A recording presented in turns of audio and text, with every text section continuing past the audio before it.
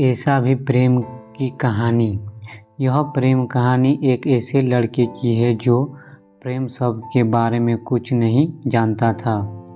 उसके कभी भी प्रेम के बारे में नहीं जानना था।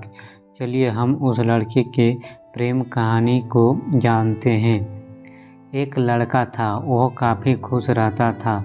उसके जीवन में कोई गम नहीं था और अभी उसकी पढ़ाई ख़त्म नहीं हुई थी। हम आपको बता दे कि वह लड़का पढ़ने में बहुत तेज था। उससे हर टीचर खुश रहते थे। जब वह अगली कक्षा में गया तो उसके कक्षा में एक नई लड़की दाखिला हुई। वह लड़की पढ़ने में काफ़ी सही थी। यह लड़का मन का काफ़ी साफ था। वह हमेशा लड़कियों से बात करता था, लेकिन कोई बुरी नज़र नहीं डालता था।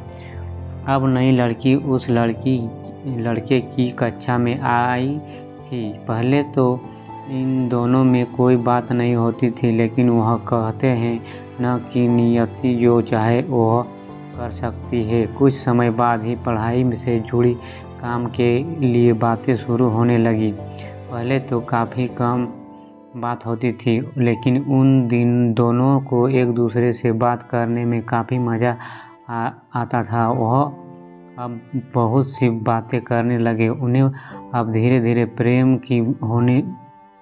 भी होने लगा, लेकिन उन्हें इसका पता नहीं चला। लड़की तो बहुत जल्द समझ गई कि उसे प्रेम हो गया है। वह लड़के के साथ रहने के लिए तैयार हो गई, लेकिन लड़के को कुछ भी नहीं पता था। वह बस इसको दोस्ती ही समझता था।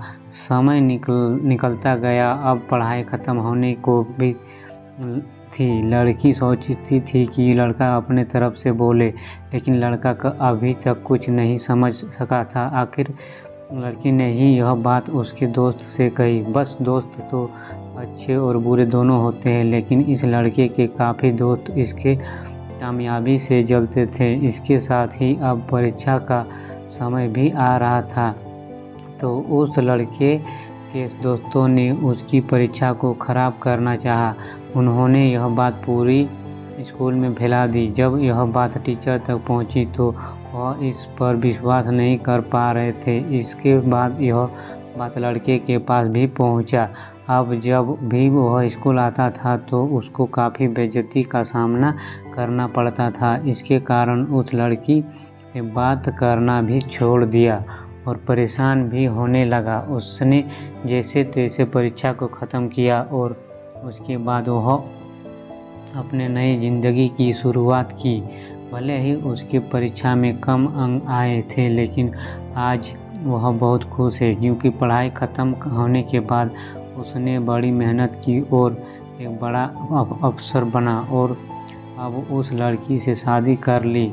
उस लड़के को भी उस लड़की से प्रेम था, लेकिन वह एक अच्छे समय का इंतज़ार में था।